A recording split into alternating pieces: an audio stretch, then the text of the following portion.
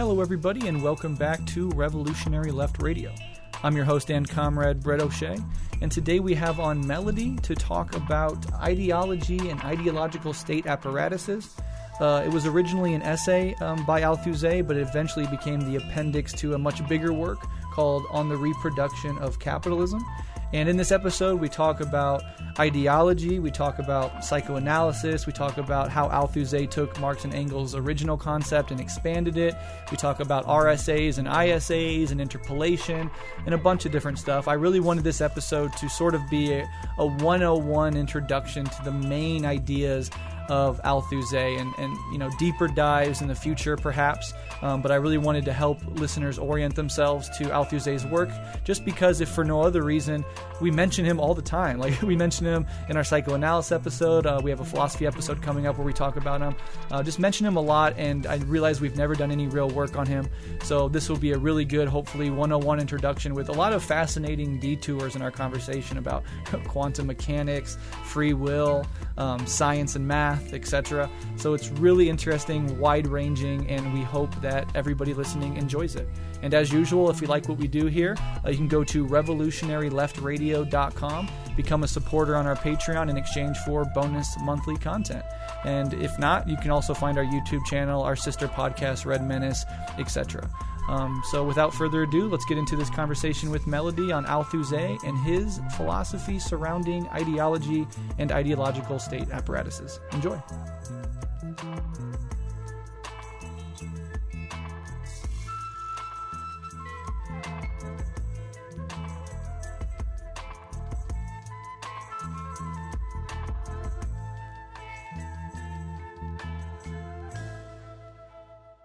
Hi there. Thanks for having me on. It's an honor to be invited to talk with you. I'm Melody. I use she, her pronouns. I'm a Marxist-Leninist, and I create educational YouTube videos for revolutionary leftists on my channel, which is called A World to Win. I talk about history, philosophy, political theory, and so on, but I don't do so being any kind of expert or professor. My background is actually in physics. I'm simply an intellectually curious person who likes to read and then share what I learn. In terms of my personal theoretical approach, I'm very much a Marxist and also an institutionalist thinker. For those who are unfamiliar, institutional economics was founded by the American economist Thorstein Veblen and carried on by others such as John R. Commons, C. Wright Mills, and others. And on the Marxist side of things, my biggest influences are people like Kim Moody, Harry Braverman, Paul Barron, Paul Sweezy, the whole monthly review crowd. And on the institutionalist side, my biggest influence is J.K. Galbraith, who is the author of The New Industrial State, and he was host of a BBC documentary series called The Age of Uncertainty, and he was kind of regarded as the Carl Sagan of economics, sort of what he did. He had he was kind of the people's economist who would get on TV and explain these things in very accessible terms. So I do what I do because I think it embodies kind of the fundamental pedagogy at the heart of Marxism, which is that, history and philosophy and so on shouldn't be abstract academic pursuits, but tools that everyday people can pick up and learn to use to forge their destinies together. As I often remind my own audience, I'm learning right alongside them. I'm not a professor handing down the holy word of our Lord and Savior, Karl Marx. I'm humbly reading these books and sharing what I learn. That is what I see my mission as being, and I think I share that mission with all of you at Rev Left and Red Menace.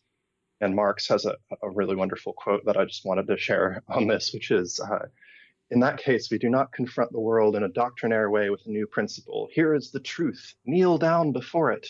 We develop new principles for the world out of the world's own principles. We do not say to the world, cease your struggles. They are foolish. We will give you the true slogan of struggle. We merely show the world what it is really fighting for, and consciousness is something that it has to acquire, even if it does not want to. So the way I see it, we're in the United States anyway, emerging from this long period where the revolutionary left has been kind of a marginal voice in terms of its size and impact compared to previous epochs in our history. And something new is emerging, and what that something is remains to be shaped. And The way I see it, the work we do here and now is going to lay the contours for what that something will be. It is thus our job as educators in the infancy of this rekindled interest in socialist politics to learn the lessons of past struggles, and through our organizational praxis become the living memory, as us Marxist-Leninists often make reference to the need for a political party to bring life to such praxis, an organization that's capable of, collective education and being, as Lenin said, a tribune of the oppressed, to be a weapon wielded by the oppressed classes to wage war and emerge victorious against capitalism. So I see our respective projects as kind of preliminaries to such an organization. We can do our best to provide a solid foundation of our class history and a theoretical framework with which we can adapt to the specific needs of our present fight. A little bit more biographical. I've lived in the city of Portland, Oregon my whole life. I'm a proud member of the Portland DSA, where I'm active with the Political Education Working Group, bringing into the real world what I do online. So big shout out to the amazing community of activists, both in Portland DSA and the rest of Portland. I would not be the revolutionary socialist I am without your support and teachings. So thanks, guys. That's awesome. Shout out to all the comrades in Portland for sure. And thank you, Melody, for coming on, for tackling this text with me. I know I wanted to work with you for a while, and we settled on this text as a thing to sort of tackle together. And so it's an honor to have you here. And just so my listeners know, this will be a bit of a 101 introduction. Like, we're not going to go into every nuance of every major idea or minimal idea that Althusser ever had. We're not going to go into all the criticism of Althusser's work from Marxists and non-Marxists alike. What I wanted this episode to be was really just an overview of his main ideas in the most popular essay of his, Ideology and Ideological State Apparatuses.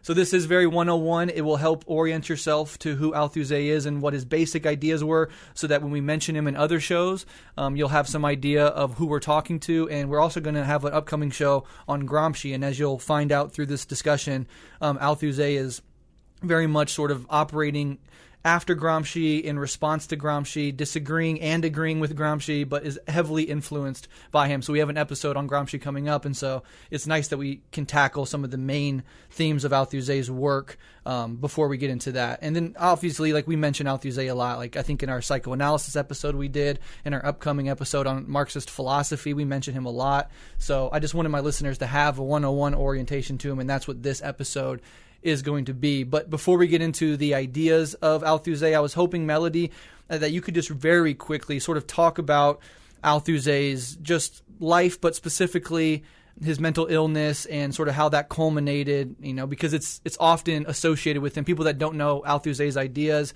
will know that, he was mentally ill and killed his wife, right? So could you just briefly talk about that? Sure. So Althusser was born in 1918 and served in World War II and ended up in a prison of war camp for, I think, 5 years, and suffered from, either as a result from that or other factors, suffered from a lot of depression and schizophrenia and other forms of mental illness throughout his life. He spent a lot of time hospitalized and for psychiatric reasons. And in, I think it was 1980, he, in a psychotic episode, tragically murdered his wife, Hélène. And that was used by both his Marxist detractors and the bourgeois haters of Marxism, was used to discredit him. And so a lot of his work kind of fell into the background for many years. But recently there's been a bit of revival and interest in his work now that, he died back in, I think, 1990 or so. And so there's been kind of a renewal of interest in his work, but he does carry that baggage of, being nobody wants to be remembered as that guy who murdered his wife. It's not a good look. Right. Yeah. And you mentioned before we started recording that, after it happened, right, he grappled with it. He had 10 years after the murder of his wife until his own death. And so there were moments of clarity and coherence where he could wrestle with sort of the fallout of what he did to somebody that he loved, right? Yeah. Yeah. That's rough. But yeah, so I think that's the big thing people know. Like when they hear his name, they're like, oh, that guy that killed his wife. And so we just wanted to talk about that up front so people know that is who we're talking about, but there's a lot more to him than just that. And that should never be used as a thing that discredits his ideas. Sure. And I mean, his impact is just like huge when you think of not necessarily exclusively in terms of Marxism, but like, he was a teacher, I believe, of Michel Foucault and Alain Badiou. So his influence on the world of philosophy more generally is kind of hard to overstate. Absolutely. Yeah, absolutely. Yeah, he had a lot of students, and they went in a lot of different directions. I mean, just, the direction that Alain Badiou went in compared to Michel Foucault. I mean, there's like many trajectories off of Althusser. It's really interesting. Right. I'm digging for quotes here, but I'm thinking it was Jean-Paul Sartre who said, Foucault is the last barricade the bourgeoisie can erect against Marx, or something like that. That's a great quote. Some goofy line. Saw his silly one-liners. Yeah, that's great.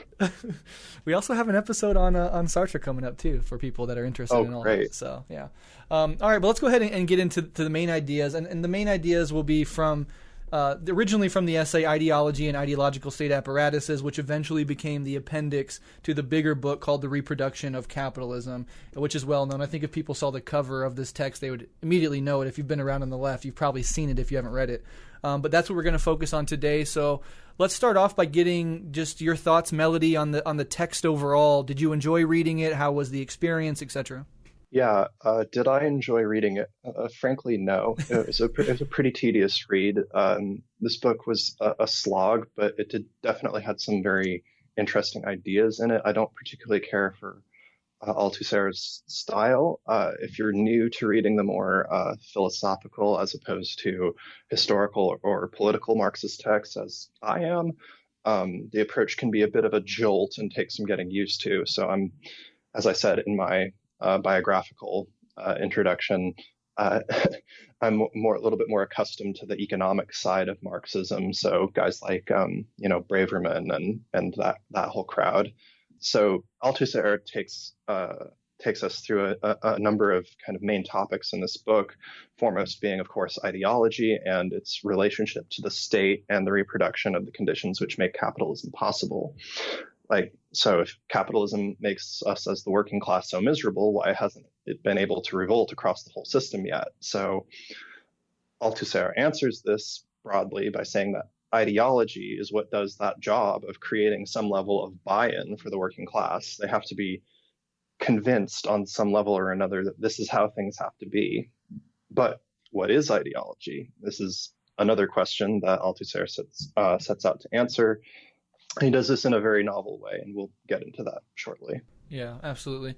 And, the things that I pulled out, so I agree with you that it's a slog, right? And any sort of philosophy text at all is going to be sort of a slog in that way. But I also think there is a sort of clarity with the way that he writes that, more or less allows you to really follow his argument and understand to some extent what he's saying. He's not an obscurantist, that's for sure. No, absolutely. He writes very clearly. It's just, I don't think it's any less tedious. Yeah, that's a good way to put it, yeah. It's not like, say, reading Hegel, which I've also done.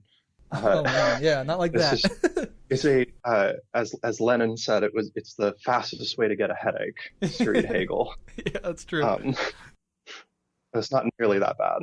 Yeah, I agree. And, another thing to know before we move on is not only is obviously Althusser a Marxist and doing work in Marxism, but he's really drawing on both Freud and, importantly, Lacan. I mean, I think earlier in the Frankfurt School, in the 50s and 60s, you had a lot of focus on Freud, and then Lacan popped up, and you see Althusser really taking Lacan and weaving it into Marxism, as well as Freud. So you have him making analogies to Freudian conceptions of dreams. He really takes on board a lot of Lacan's structural linguistics, the Lacanian terms like the symbolic order or the Freudian notion of the unconscious.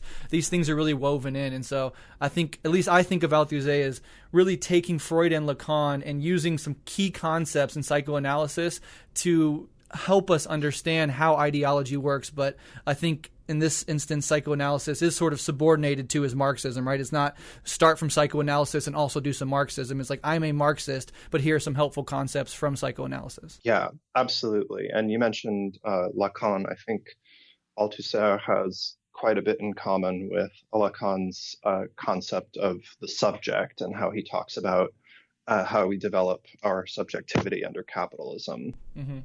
And we will get into that because we had a recent episode on Marxist humanism. And in that episode, obviously, Althusser was brought up as the critic of humanism. And we'll get into basically how more or less Althusser sort of eradicates the subject that would make humanism reasonable. But maybe that's getting ahead. Let's just go to the next question for now, and we'll Sure. get into that. So for those listeners who haven't read the book, and I assume most of them have not, and may have little to no familiarity with Althusser, can you just give a summary or overview of what Althusser is basically doing in this text and what the main point of it is? I know you touched on it, but just sort of re-say it.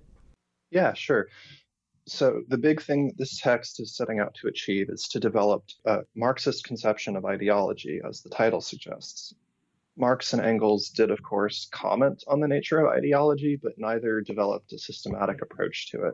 So Marx says, for example, that it is not man's consciousness which determines his being, but rather man's social being which determines his consciousness. Similarly, for Althusser, ideology can't simply be reduced to a list of tenets and beliefs that a person or group of people submit themselves to explicitly, like the teachings of a religion, for example, but involves the practical activity of people participating in those social institutions. To greatly simplify Althusser's view of ideology, it could be condensed into this short aphorism. It is not action which follows belief, but rather belief which follows action. This is not unlike Blaise Pascal's advice to the non-believer who wants to believe in God, that is, which Althusser himself echoes several times throughout the text. Kneel down and say your prayers, and belief will come to you. The reference to theology here is relevant, as Althusser was a Catholic, and this certainly colors much of his work. So to illustrate this idea, the philosopher Slavoj Žižek frequently references the story about the field, it's probably an apocryphal story about something that's very near and dear to my heart as a student of physics. It's a story about the physicist Niels Bohr, one of the fathers of quantum mechanics, who was an atheist, and yet he kept a horseshoe nailed above the door to his countryside home, which is an old superstition to keep the evil spirits away or something like that. So when his similarly atheist colleagues inquired, Bohr, you're an atheist and a scientist, why do you have this silly superstitious artifact nailed to your door if you don't actually believe in it?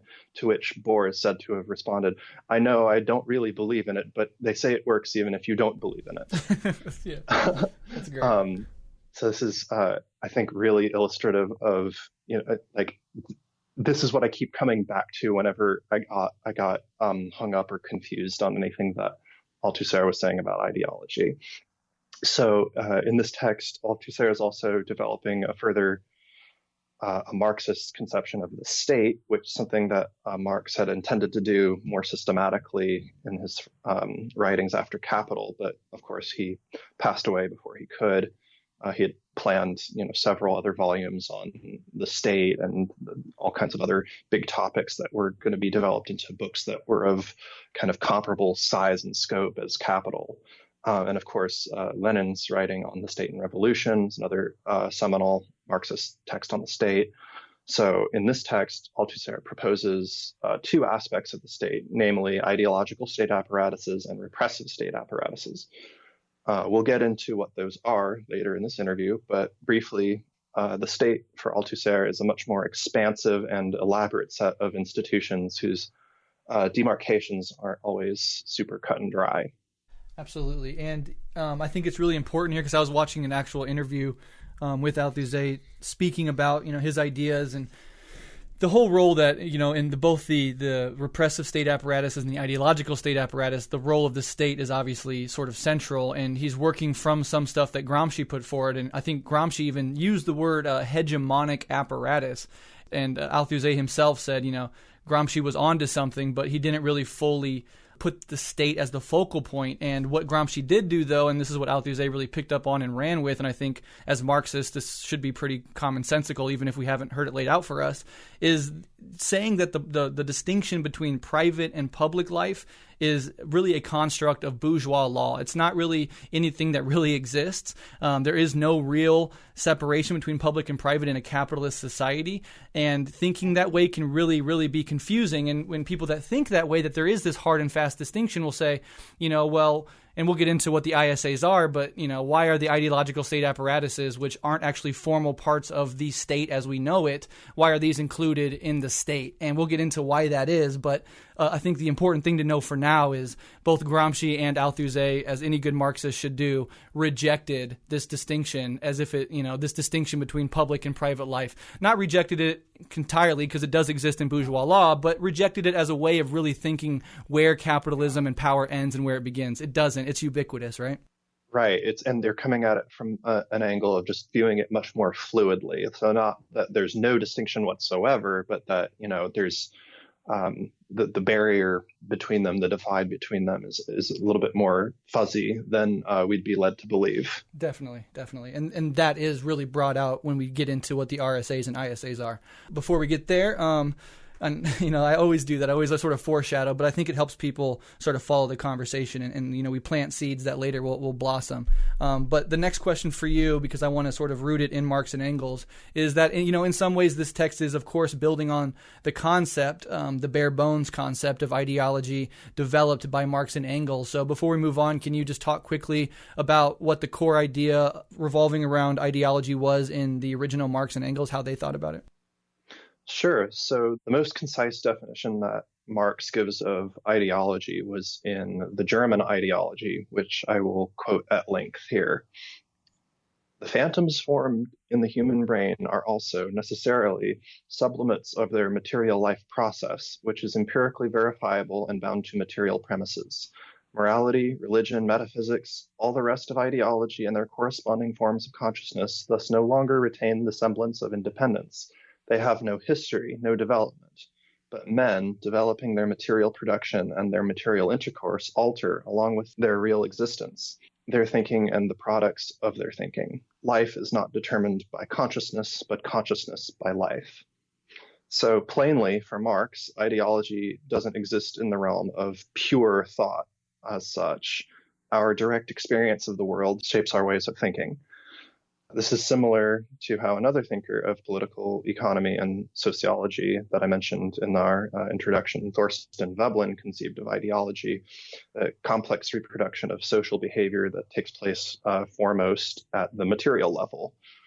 This is what Veblen and the institutionalists call institutions.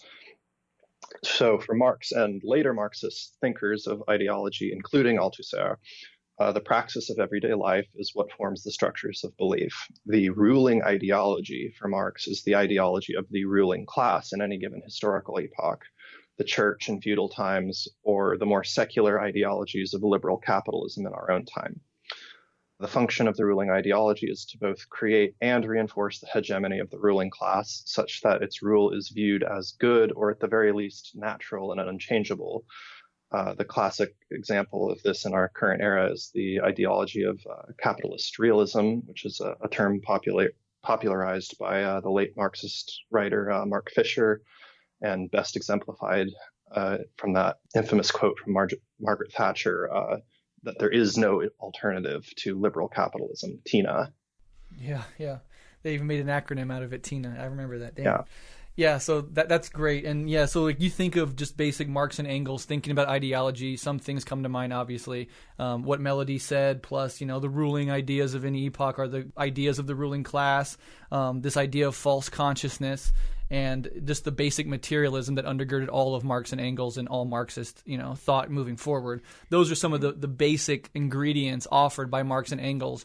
But I would argue that the reason why later thinkers like the Frankfurt School and Althusser could expand on those ideas and make ideology much more comprehensible and wide-ranging is precisely because some of the concepts needed to unlock the depths of ideology were sort of yet to come in Marx's time, and they came in the form of Freud and then ultimately also Lacan by expanding it. So a lot of those ideas with the unconscious especially, those ideas come into play here, and without that sort of conceptual toolkit, it is sort of hard to understand ideology in a way that we do today, right? Like try to think of ideology before Freud, and there's some basic conceptual tools that we don't have that could help us make sense of it. And so I think a lot of people will understand this when we think about The Pervert's Guide to Ideology, right? What Zizek does is try to combine Lacanian psychoanalysis with Marxism, and it does, for all of Zizek's flaws and faults, it does help understand how ideology works and how it functions, and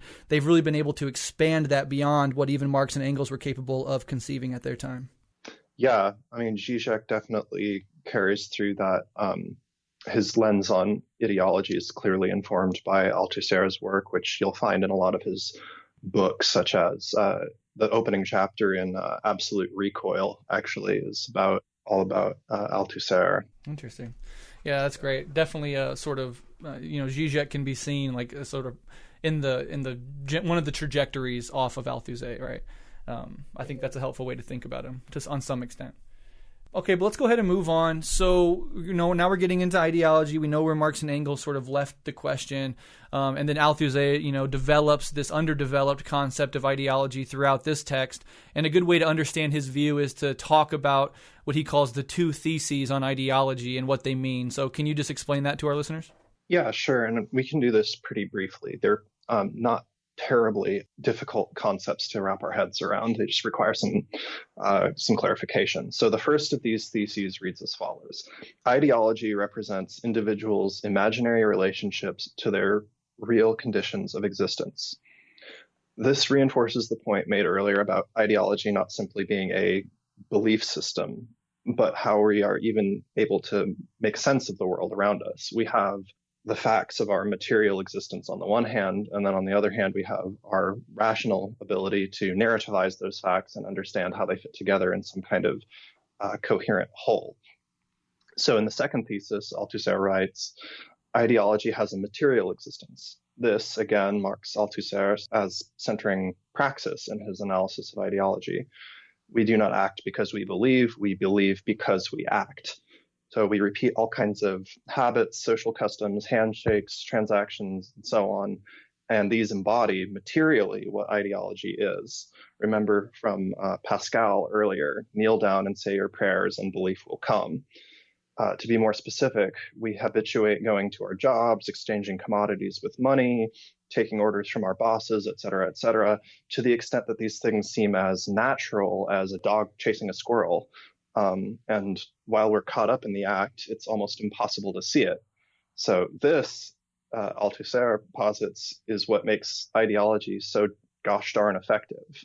Yeah, and I think that's really important. I mean, I think the first thesis, ideology represents the imaginary relationship of individuals to their real conditions of existence, is good. And I think some people on the Marxist side should be more or less sort of oriented to that concept. But what I found the more challenging or interesting one was Althusser's insistence that, the second thesis, ideology has a material existence. And I think what you said is perfect, right? What Althusser is arguing is not that ideas come first or that ideology even manifests primarily through our beliefs, but he says ideology manifests materially through the physical practices and behaviors that we do. And I think one of the examples is, walking across down the street and a cop says, "Hey, you," and you physically turn around to look at the cop signaling you. And in that moment, right, ideology is manifesting. And so I think really anchoring ideology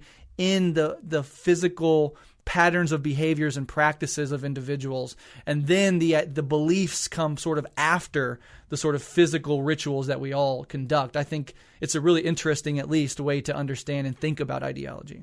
Yeah, absolutely. And this is, as I said earlier, this fits really well together with the institutionalist framework that's developed by Veblen about the habits and customs of a capitalist society. Yeah, definitely.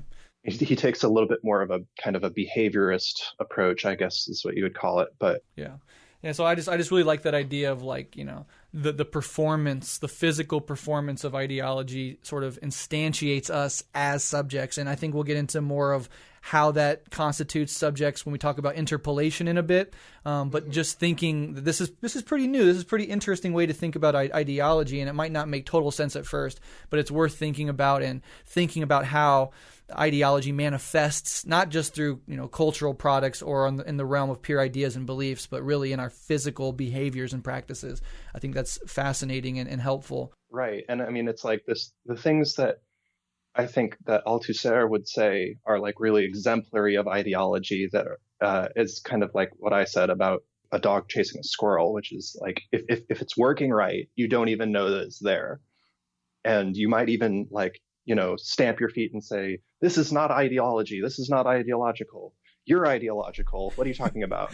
Yeah. And I think that's really clear when you have like conversations with people about a number of things, like especially about capitalism, and just like, oh, what do you mean? That's just the way it is. It's not ideology. It's just how the world works. It's human nature. Yeah, exactly. Yeah, exactly. Like Yeah. it's as kind of Mark Fisher again described, it's like inscribed in our like social ontology. It's like irrefutable. Yeah, it's as natural as the sun coming up every morning. Right, exactly. And a lot of people do think of it that way, and that does play into capitalist realism, like limiting your political imagination. But I think we're all very familiar, we at least should be, and I think I've said this multiple times on Twitter and on this show, that the most ideological people in the world are the ones that really believe themselves to be operating outside of ideology, to say, no, I'm not ideological, I'm just practical, or I'm not ideological, I'm just focused on how to get results through policy. Those people are the most ideological. And I thought of this metaphor when I was reading this book of a puppet. Like think of like a Pinocchio type puppet who believes themselves to be a real boy, and somebody comes to the puppet and says, no, look, you're a puppet. I can point out the strings holding you up. And the person looks up and the puppet looks up and still doesn't see the strings. That's sort of a metaphor of like, no, I'm not ideological. I don't have any ideology. I operate outside of it. But, you're caught up the most deeply in the web of ideology once you start uttering statements like that. Yeah. And I think a lot about that in the context of the world I come from, which is, physics and science. And there's all kind, we're saturated with people who think that they're totally above politics, and that science has nothing to do with politics or philosophy or anything like that. And of course, we as Marxists know that's a bunch of nonsense. Mm-hmm. Yeah. But fortunately, there are plenty of politically minded scientists out there. So. For sure. All right, well, let's go ahead and move on. I think this question is actually really easy. I think people will immediately understand this, but it's worth saying because I think understanding this will help you understand the next thing. So what is a repressive state apparatus, aka the RSA, and maybe give an example or two? Yeah, sure. So this one, as you said, is very straightforward and recognizable. A repressive state apparatus is what the classical Marxists like Lenin are generally referring to when they talk about the state, the special bodies of armed men who are given privilege, rank, and so on to enforce the law. So the repressive state apparatus is the system of cops, courts, enforcement agencies, bureaucracy, and so on, which give body to the violence that's necessary to perpetuate capitalism. But for Althusser, the RSAs are simply one dimension of what the state is. To achieve a more holistic understanding of what the state is, he develops the accompanying concept of the ideological state apparatus, ISA, which we'll get into shortly. And just briefly, this is why his contribution is so important, which is that I think there's a tendency in Marxism to think of the state purely as an element of the so-called superstructure in that model of base superstructure, where the base is constituted of the economy and the forces and relations of production, and the superstructure is the legal system and the cultural apparatuses and so on. But I think that this analysis kind of pushes the state to be more interconnected with the base than the superstructure, frankly. At least that's my take on it. Interesting. And we can get into that later. Sure. Yeah. No, absolutely. And then the next question is sort of the focus of this essay and this overall conversation, which is, and this is really, Althusser's unique contribution to Marxism, and that's known as the ISAs, or the ideological state apparatus. So what is an ideological state apparatus as compared to a repressive state apparatus, and what are some examples? Okay, yeah, sure. So an ISA is an institution such as a trade union, a political party, the school system, and so on, which will fulfill the function of inculcating society with the norms, values, behaviors, and so on necessary for continuing capitalism. Althusser stresses the centrality of the school system as the main ISA, as it is where in most Western capitalist societies where the church has kind of faded away in terms of its being the main ISA. Young people spend a tremendous amount of time where they learn the basic functions of cultural literacy, skills they will perhaps learn eventually to use at the workplace, et cetera, along with, of course, regular reassurances that the way society is doing business is all well and good. Althusser notes that RSAs and ISAs differ in two key ways. First of which is the fact that, as their names imply, RSAs function primarily through violence, whereas ISAs function primarily through ideology. Two, RSAs are given a much greater degree of organizational coherence and consistency of message, as opposed to ISAs, which, because of their much more diverse functions within society, are accordingly relatively autonomous, in Althusser's words. The ISAs have more of a life of their own, and they have a bit more freedom to potentially stray from the official story of the state ideology. So the police, the FBI, the NSA, ICE, and so on are all following the program to a much stricter extent. Their purpose is specific, violent, and almost always direct. School systems, trade associations, the news media, chambers of commerce, think tanks, and so on, by contrast, all uphold some dimension of the status quo, but in a way that's much more general, less immediately violent, and much less direct. Finally, Althusser notes that ISAs and RSAs can't function all on their own. They need one another. On a similar note, ISAs do not function exclusively through ideology. They sometimes employ violence. Likewise, on the flip side, RSAs also have their peculiar ideologies which pertain to their particular mode of violence, like the police are our friends, they protect and serve, and so on. Yeah, incredibly well said. And another ISA would be even like the family unit. I think that's a huge one, especially like I haven't read Engels' whole book on the family yet, but I plan on doing that at some point. But I'm just interested to read this first and then go see what Engels has to say about it. But like when I think it's an important thing that you said is, the ISAs and the RSAs, they depend on each other. And while the RSAs are primarily repressive and violent, using explicit violence to get their way, right? The army, the navy, the police, etc. They also use ideology as a secondary strategy. And then that's inverted in the case of the ISAs, where it's primarily ideological, but it can still be violent. And one way it can still be violent, if we're talking about the family unit, think about an abusive patriarchal dad who uses physical violence to beat his kids and wife into submission, or think of like Catholic schools where they used to have rulers, they'd smack your hands if you got something wrong. So violence is still right there, but that's not the primary thing that they lean on.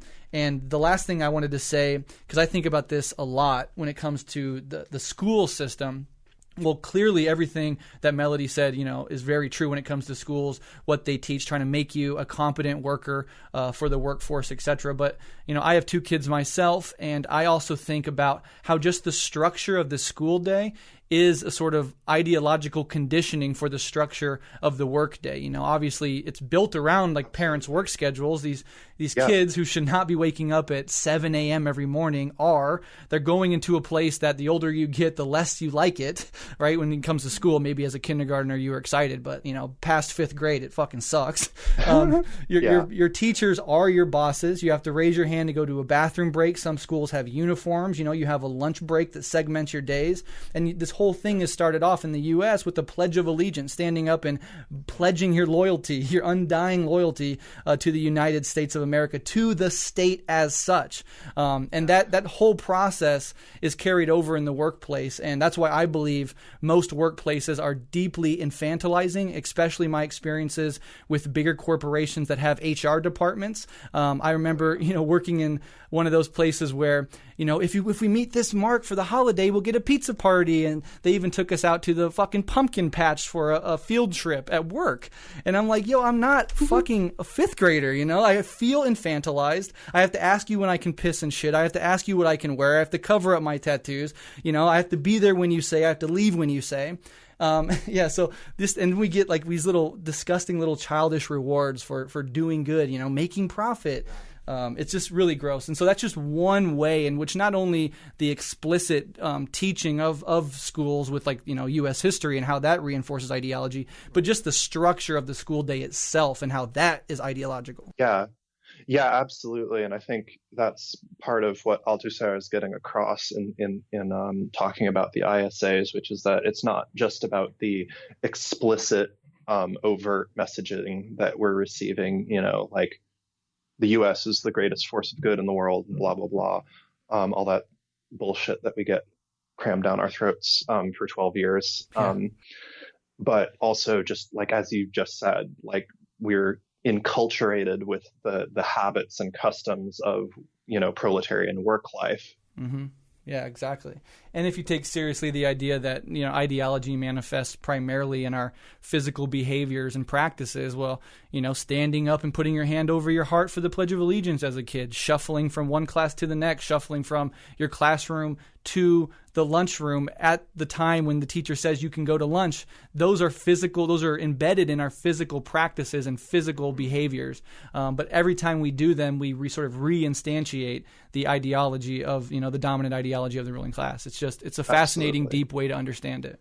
So let's go on to the last big idea, and then we'll zoom into the conclusion of this episode. And again, I said this in the beginning, this is really 101. We'll do deeper dives perhaps at a different time.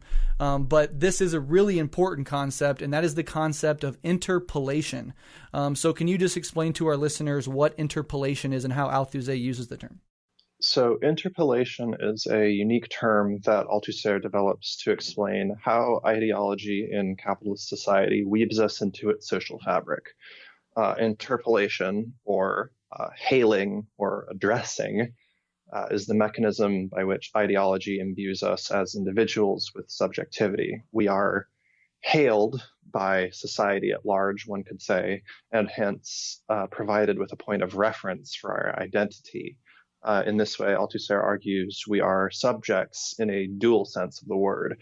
First, we are established as subjects in the sense of being agential human beings going about our lives and making choices in the world and so on.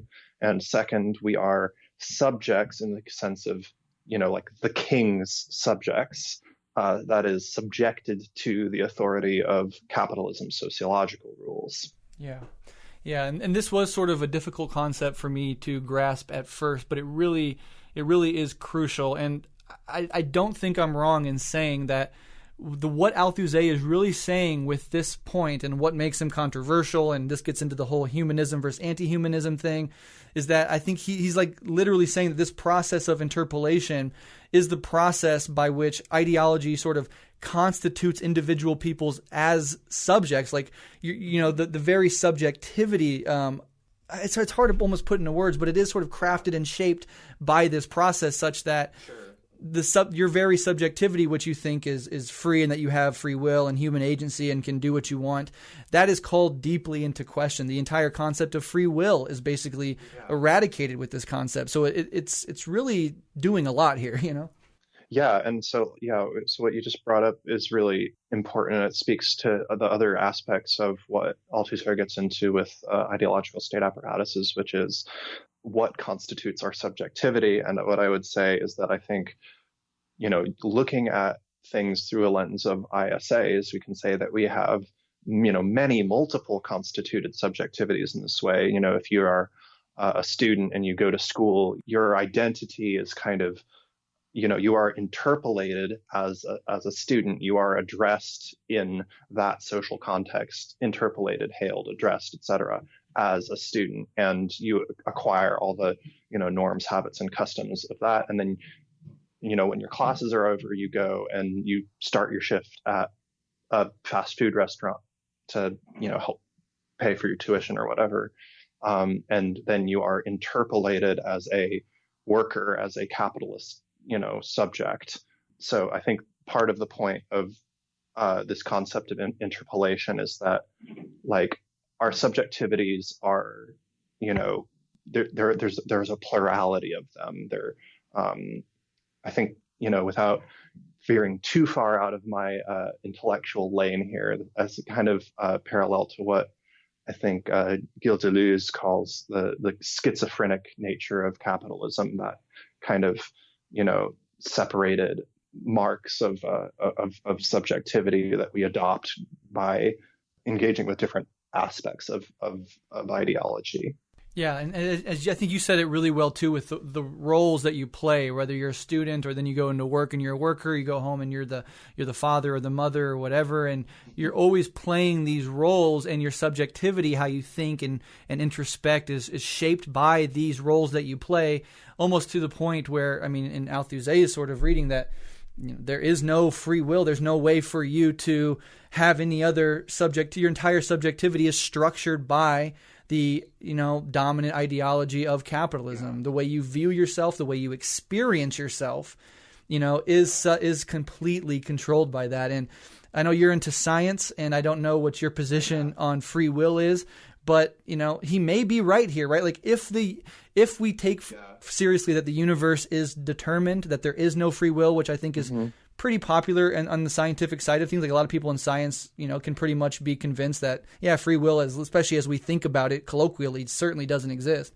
Well, then, it's sort of interesting to think, like, okay, if that's true, then maybe Althusser is onto something. But this is where the anti-humanism comes in, right? Because there is no subjectivity outside of these confines, outside of this domineering imposition on you. So there's no sort of subjectivity that is humanist outside of these ideological confines. And so that subject that can exist outside of the confines of capitalism is really erased in the Althusian take. And so that's what we mean by sort of, anti-humanism. There is no something there that unites all humans, right? Everything about subjectivity is structured by the dominant capitalist society and its ideologies.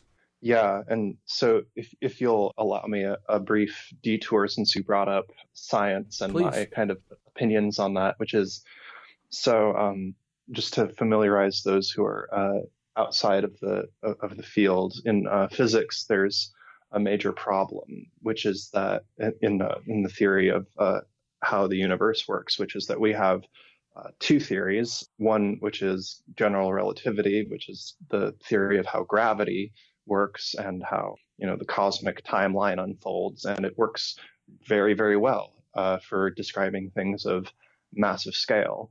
And then on the other side, we have quantum field theory and the standard model of particle physics for describing the very, very small things, and it works ridiculously well for predicting those things that are going on over in Switzerland, over at the Large Hadron Collider. Can predict things to a ridiculous level of precision. But the trouble is that these two theories do not mesh. They don't work together. And to come around to this discussion of, determinism versus free will, one of the problems that I see, at least, and this is maybe in my kind of naive reading of it, which is that, general relativity is incredibly deterministic. And the idea that, if you have the initial conditions of say, like a planetary system, a star with the planets going around it, you can predict its motion effectively for all eternity if you have all the right variables, if you have enough information. But then there's this other side, which is quantum mechanics, which says that at the most fundamental level, reality is actually probabilistic, right? Like, if you look at something like the double slit experiment, which I would encourage listeners to go look up on YouTube, you find a million videos on it, which is such that you can only kind of predict the potential trajectories of a given quantum particle, but where it actually will turn up is actually still a well-defined point. So there's that kind of clash as well, which is, so you have on this cosmic scale this incredibly rigidly deterministic universe, that on the quantum scale you have this layer of unpredictability, which to say, what does that lead us to conclusions about how our, social world looks like? I don't know. Yeah.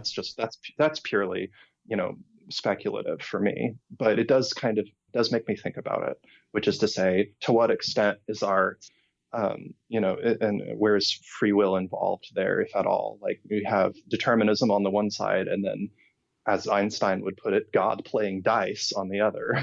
Yeah. Yeah, so now you're getting me really excited because this is definitely an interest of mine outside of politics and philosophy.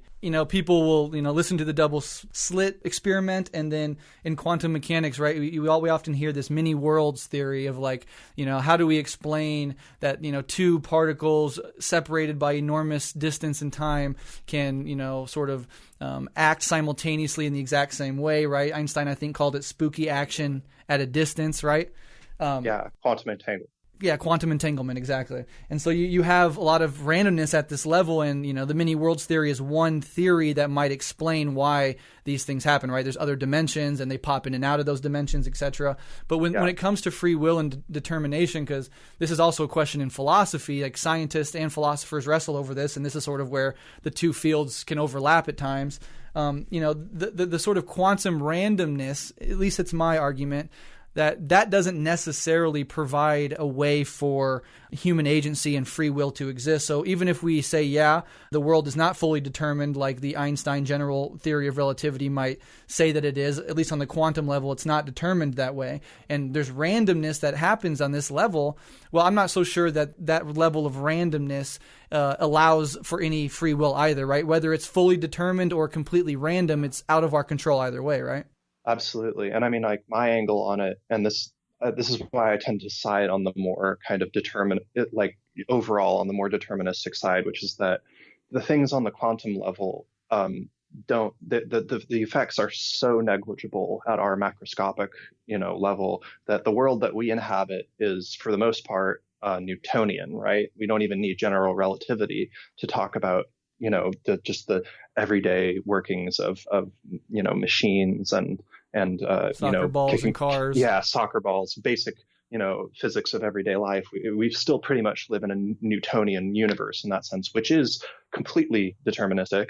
And then there's another thing, which is that even in quantum mechanics, where the so-called wave function, which determines the probability of where particles will end up, its time evolution is still deterministic.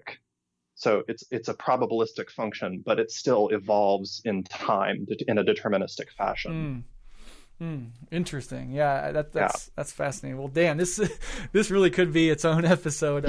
I'd love to come on with you sometime and just talk science. Let's do that. That'd be a pleasure. And I know for a fact that a big chunk of my listeners are into that and are interested in that and like when we talk about it. So yeah, if there's interest in that, hit me up if you're listening and want to hear more of these sorts of discussions. I do a little bit of it on Patreon, but there's certainly more room for us to explore these things. And as we know, as Marxists, talking about science is not talking about politics, because everything's connected. Absolutely. So, yeah. And for those who are interested in, who maybe don't have a background in math and science and want to have a very accessible introduction to the topic of what we were just talking about, I would suggest a series of books called The Theoretical Minimum by the physicist Leonard Susskind. Yeah, they're really a fabulous guide to kind of acquainting oneself with the fundamentals of physics without, needing a whole bunch of math and as prerequisite. Yeah, because that's exactly where my scientific inquiry ends, is the moment I have to start putting pen to paper. I suck at math. And so, yeah, my shit really exists as sort of theoretical and stuff. I can't get into the math to do it myself. But it's funny you should say that, because I was always absolutely dreadful at math all the way up through until I got to college and Really? decided that I wanted to study science, like as a potential career. And then I was just like, well, I guess I have to get good at this now. So I pounded it into my head for the better part of 8 years, and now I'm now I'm functionally okay at math.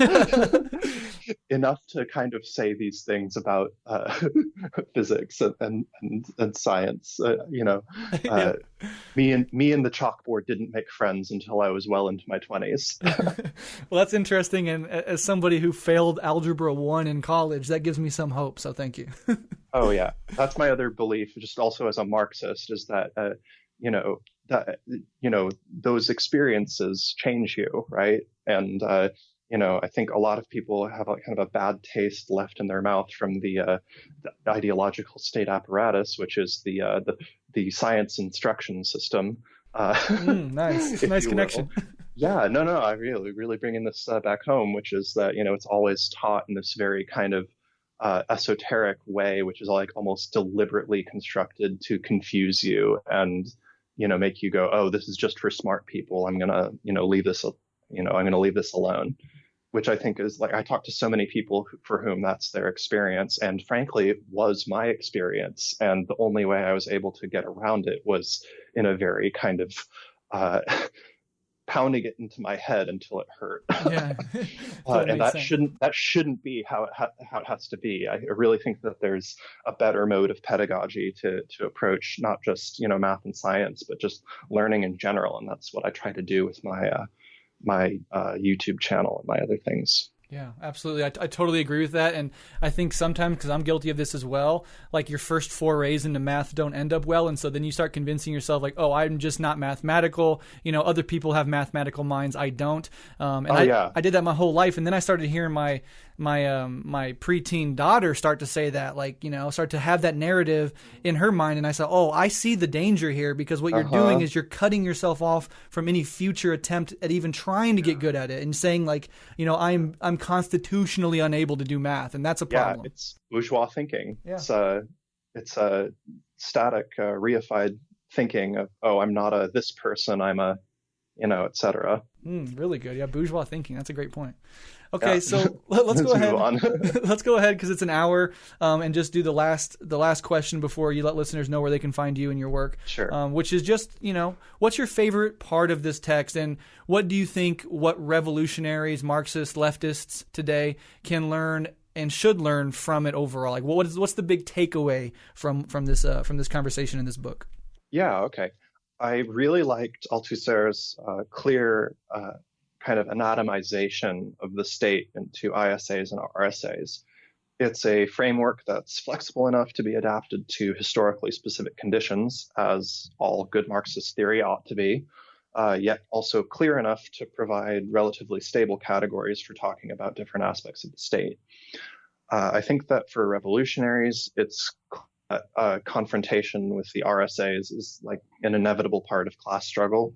However, the ISAs, as Althusser argued, are a powerful weapon in the bourgeoisie's arsenal in this class war. So for us as revolutionaries, I think it's critical to take from his materialist conception of ideology, at the minimum, two things. That we are all being inculcated with capitalist ideology at virtually all times, not simply through direct, overt messaging that capitalism is good, but also through the practical activities of our banal everyday lives, right? So this is something that like we as revolutionaries who are still living under capitalism have to wrestle with, like capitalist thinking kind of seeping into our very pores just by being here sociologically and absorbing the systems and thoughts and habits and so on of being in society. And then the second thing that I think we should take from it as revolutionaries is that in building our own anti-capitalist institutions, things like dual power structures and our organizing spaces and so on, I think we really have to take this theory of ideology into account. So I think that means being, conscientious about minimizing to the extent that we are kind of reenacting these capitalist social habits that we learn from growing up in a capitalist society, living in a capitalist society, et cetera. And that, on the flip side of that, we need to be doing the active work of cultural production, that is, say, counterculture, institutions of our own that consciously defy those capitalist structures, both in words and in praxis. And this is why, and dear God, I struggle to follow my own advice on this like nobody else. I always tell folks to stay the heck off of social media to the greatest extent they can. I say as my thumbs twitch, reaching for my phone to scroll through Twitter for the 17th time in the last 10 minutes. I'm kidding, I think. But like really, like I think social media is just like a great example of this. It's designed to, here's a great example of an ideological state apparatus is Facebook or Twitter or whatever. It is an ideological state apparatus in that way because it's encouraging us to think in this very short-term capitalist way, right? Like get your quippy response out there to every new thing that's happening right now. And you got to have the funniest, smartest, hottest take, right? Mm-hmm. It reifies the individual. Absolutely. And, we're kind of, I think what it really, like what I see this happen on, Twitter especially, but just social media in general over and over again, which is that like somebody, and this maybe applies more loosely to social media, but I definitely see it, especially in kind of leftist circles, which is, somebody will make kind of a bad take or say something kind of mean or whatever, and then they'll get called on it. And then instead of kind of learning and growing from it, they'll double down because now it's like, you have to kind of defend your brand, as it were, and you can't be seen as being like self-contradictory or whatever. So it's like a lot. I think the kind of instinct on social media is to like protect your ego and protect your brand rather than just being like, hey, yeah, I fucked up. I'm sorry. I'll avoid saying those things in the future or whatever. Yeah, that's a great point. And yeah, and those sorts of self-reflections and honest self-criticisms, they can't happen on these websites that are structured against that and that, they privilege anonymity. There's no accountability. It's really just everybody out there brand building and fighting other brands. And that is neoliberal subjectivity to the fucking core. And absolutely. I look at like Twitter and I look at Facebook and stuff. And, I've deleted my Facebook. I've gotten my social media presence down to a very small amount of things just for my own mental well-being. But I often think about Mao's combat liberalism and the things that Mao, absolutely. Yeah, as Mao points out in that book, like these are ways of behaving and operating in the world that are liberal, right? Meaning anti-communist, unprincipled, sloppy, individualistic, and everything about social media, from the algorithms to the structure to what's incentivized, is what Mao's warning against in combat liberalism. So to think that Mao and Althusser were writing these things way before the advent of even the internet, let alone social media, and then to be able to say, wow, both of them were 100% right, and with this totally new social formation known as social media, these things are still true as ever. Absolutely. And actually, it's funny you mentioned Mao because I saw Red Menace podcast, and when I was following along when we were all reading Mao together, when I read On Contradiction, I was like, what this reminds me of is Althusser's essay, Contradiction and Overdetermination, which is like it fits right in with what we've been talking about. And it's less about kind of it's a little bit more focused on kind of the dialectic of base and superstructure and what's really the driving motor of capitalist society's dynamics and so on, which I think, there's just a lot of kind of similar topics that are covered by Mao on Contradiction and by Althusser in that essay, which is in a collection of essays called For Marx. Yeah, it's awesome. And it's awesome when people employ the same materialist analysis in totally different contexts and totally different epochs and come to the same conclusion. That is a point in favor of the sort of efficacy of the Marxist materialist outlook and the mode of analysis that comes with it. Last things I'll say before I let you plug your stuff is, a big criticism of Althusser, to kind of wrap this up, one criticism is his understanding of how subjectivity is really shaped and dominated by ideology. It leads to questions like, how can we understand those who fight back? How can we understand people who, from all points of view, seem to be the sort of people that would have their subjectivity completely imposed upon them in this way, but do somehow find a way to overcome it, to learn through it, and to fight back? And if there is no room for human agency, if there is no room for taking control of your own subjectivity to some extent, then it sort of leaves open the question: how do we explain the Fred Hamptons of the world, the enter person here who did fight back, and even though they were completely inculcated in their society? And that's something that you don't totally get the answer to in Althusser. And also the Gramscian notion of organic intellectuals who fight back, grow up in the working class and then fight back against the dominant ideology and offer new ways of looking at the world.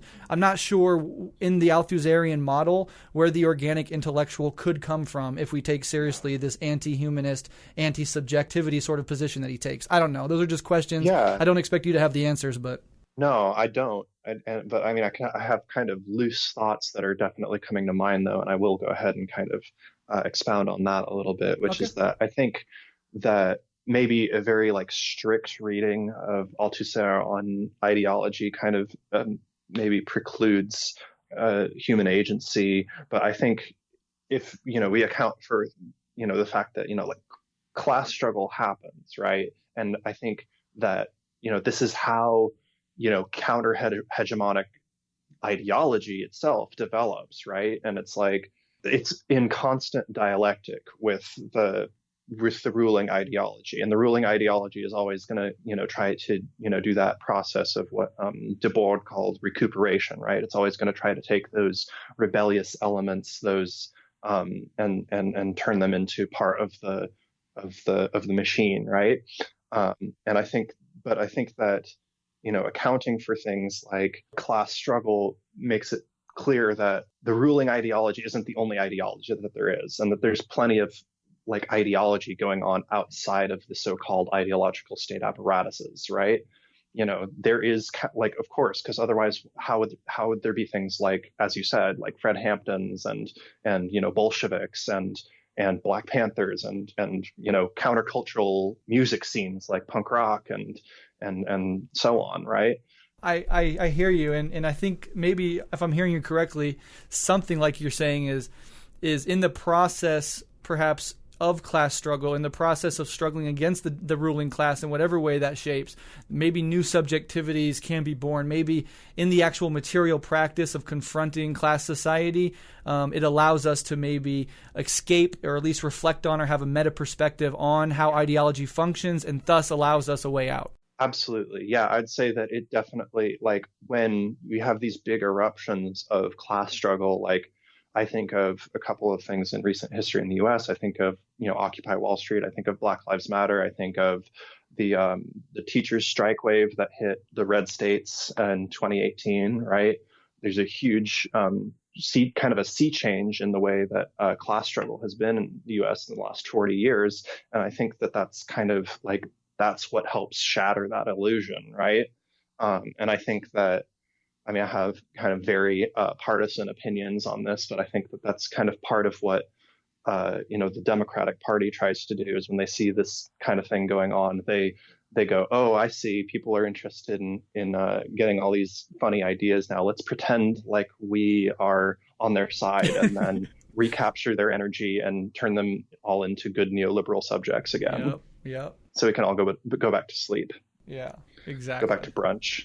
Yeah, exactly. Yeah, well said. All right, well, I'm going to wrap it up there. Of course, there's a million more things to say, but of course. I like this episode a lot as an introduction to the main points of Althusser's main work, and hopefully we can do more in the future. And of course, if you mentioned this in this episode, if you want to come on and have a talk, even if it's just for our Patreon supporters, it's purely about science and quantum mechanics and stuff, there's definitely a need and an interest in that on the left, and I think we can address that together for sure. Wonderful. All right, well, thank you. Before I let you go, Melody, can you let listeners know where they can find you and your work online? Sure. So my YouTube channel can be found at youtube.com/c/aworldtowin. I'm on Twitter at aworldtowin1, and my blog can be found at patreon.com/aworldtowin. if you're interested in a Marxist educational project, which shares many of the same visions as Rev Left and Red Menace, I encourage folks to hop over to my channel and check it out. Right now, I have an ongoing series on the history of the Democratic Party and why the left should stay as far away from it as humanly possible. Nice. It's the most pernicious ISA that the U.S. has, in my opinion. Anyway, thanks for having me on. It's been a real pleasure. I hope we get to talk again soon. Absolutely, comrade. Thank you so much for all the work in this episode, and we will definitely be in touch and definitely work together. Thank you so much. Thank you.